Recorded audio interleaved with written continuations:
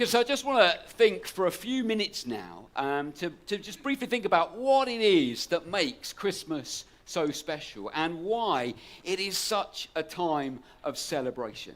Now, the whole idea behind, so that's what we call Christmas. This evening, it's an opportunity to sing some of the many carols that we know and we love. Maybe you've sung for years, for decades, and you love this time of year when you get to join in with them. But also, it's an opportunity for us to say, think through, so what is it that makes this season different? Why is it something we should celebrate? And as I said earlier, we're thinking through the kind of the lens of some of the Christmas movies, but particularly, obviously, thinking about music. I suppose it's asking the question, what do we think makes an iconic Christmas movie soundtrack? Because it's not just, obviously, the visuals and the acting, it's the music that goes alongside it as well. So there may be songs or carols that we think, again, are really required and are necessary. I read the other day, and I tend to agree with it. It said this, it said, a soundtrack can make or break any movie. And no more is this true than a Christmas film.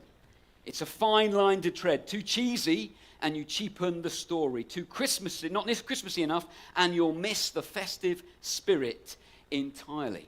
And I think that's the case with maybe some of the films we've heard already this evening. If we just think about our top three from the highly accurate 2025 poll of those within battle. I mean, Love Actually, utilizes the carol we've already sung this evening, Silent Night, within it. But also you have Bill Nye's iconic, or not, depending how you view it really, Christmas Is All Around.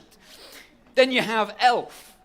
Santa Claus is coming to town. The climax of the movie. The best way to speak Christmas cheer really is singing loud for all to hear. If you don't know what I'm talking about, watch the movie and it'll make more sense. And then you've obviously got Home Alone. I mean, what's not to love about John Williams' score? Particularly, somewhere in my memory, I heard that the other night at Claverham's carol concert sung by the choir. Just a wonderful piece of music. But also, I love in Home Alone, you've got to mention Carol of the Bells, really. Not least because it kind of builds to that moment where Kevin declares, "This is my house. I have to defend it." And all pandemonium ensues. Now, the thing is, though, none of these songs are the main thing. They're not the main event. They're not the reason that you go to the cinema. They're not the reason that you might get cozy on the sofa. They're not the reason that you spend ages searching through all the different streaming channels trying to find the film that you're looking for.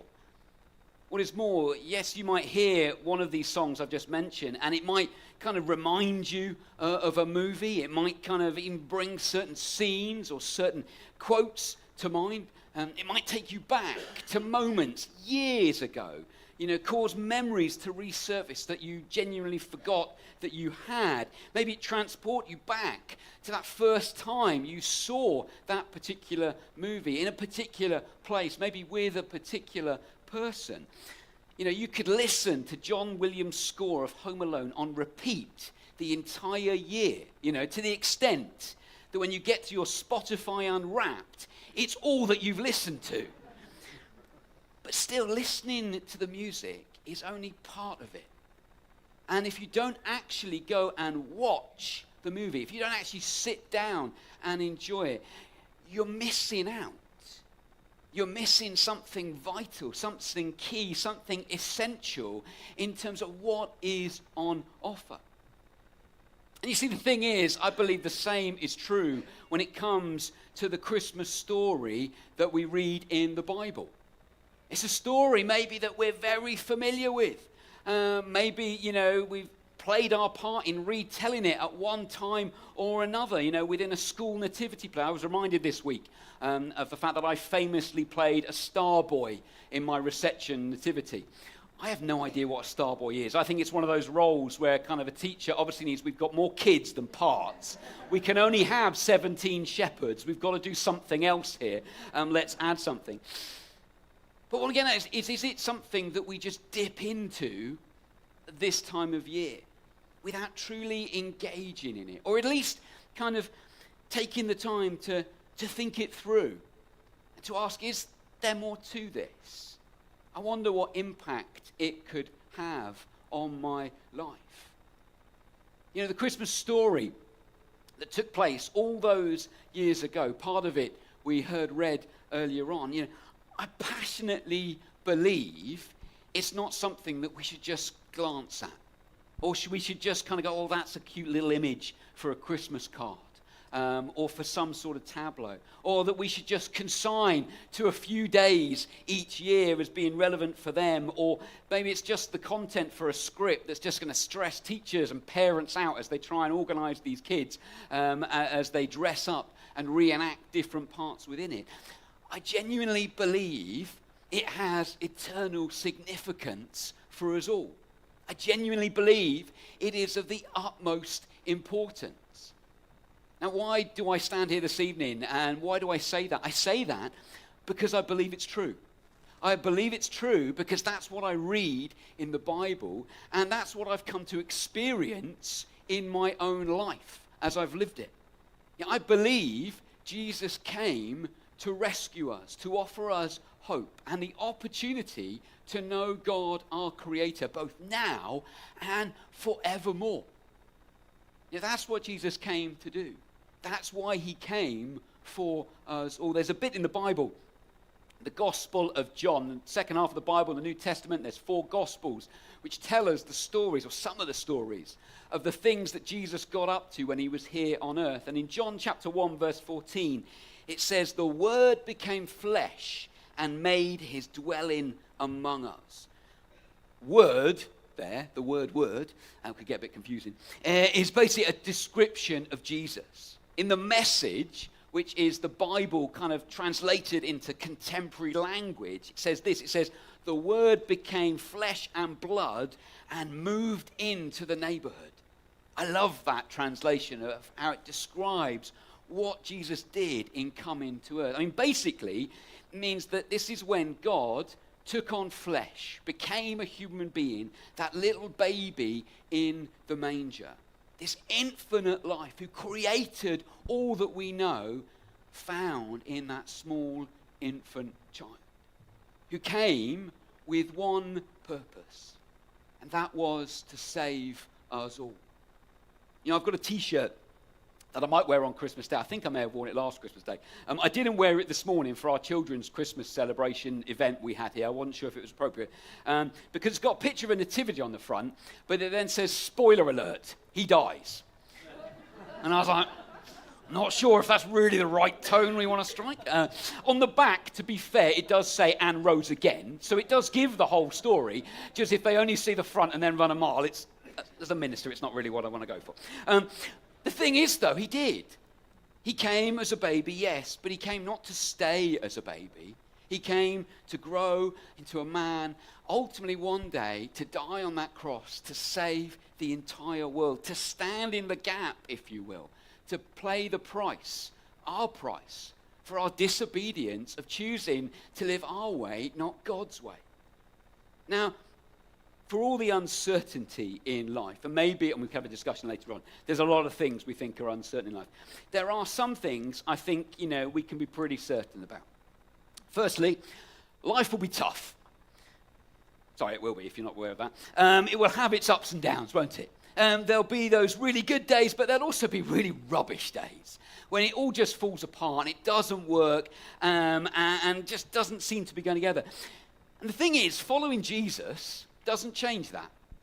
Just because I'm a Christian doesn't mean that life is suddenly amazing and nothing wrong ever happens. The other thing I think we can be certain of is there will always be questions. I know some of us, we love the answers to things. We love understanding things, and we want to know every little detail and everything to make complete sense. But sorry to disappoint you, none of us are God, and I think only God kind of knows everything. So there's always going to be things that we don't quite grasp and we don't quite understand. But following Jesus, actually though, I think, offers us something more than anything this world can. Because deciding to follow Jesus, to invite him into our lives, to be our friend, means that There is someone with us every step of the way, through the ups and downs that we face. Whatever life throws at us, he will be with us through it all. It means that there is someone who will grant us a peace, even when the world around us doesn't make sense. We don't understand it all. It seems just to be falling apart. Maybe it scares us, some of the things we hear, but actually there is a peace that is bigger than anything of this earth that he offers us. And there is someone who offers us a hope that is also greater than just this moment and whatever we're facing and whatever we're going through. And this is the reality that I've known for myself. And that's why I stand here this evening and say this, because I believe it is true. And that's what I believe Christmas points to. That's what's so amazing about it. And that's why I think it's such a celebration. I mean, I love presents. I love eating lots of food. I love hanging out and doing all the fun things that we associate with Christmas. But none of them match the celebration that I believe is at the heart of it. That is Jesus coming as a baby, ultimately to save us all. And I wouldn't want anyone to miss the opportunity of exploring that for themselves. It's a decision each of us have got to make. It's not a decision that my parents made for me. It's not a decision I can make for my children. It's a personal decision that only we can make for ourselves. But I want to give everyone that opportunity just to think it through. Even if they come to the decision of going, actually, that's not for me. Having gone through that process. And so I just want to end by offering 3 possible responses this evening that you might want to make, you might want to think about, that you might want to take away from here and this evening. That's if you haven't yet decided to follow Jesus. There's a guy called Mark Greenwood. He kind of came up with these. I just think they're really helpful. I've used them here before because they just give us that kind of framework maybe just to think through where we're at in all of this, in the midst of everything that's going on in life. First response might be, actually, we want to say a big yes. Our response is yes. I want to get to know Jesus. I want to follow him. I want to be his friend. I want to understand that more. In other words, I want to become a Christian. That's kind of the language maybe that we're familiar with. But actually, yes, I'm up for this. And I want to find out more and jump in with both feet. Second response might be, actually, it's more of a kind of a little yes.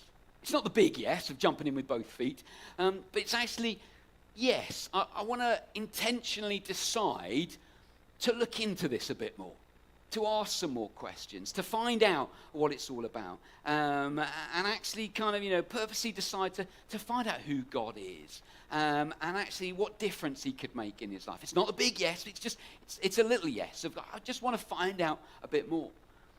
Or maybe your response could be, actually, it's just the healthy maybe.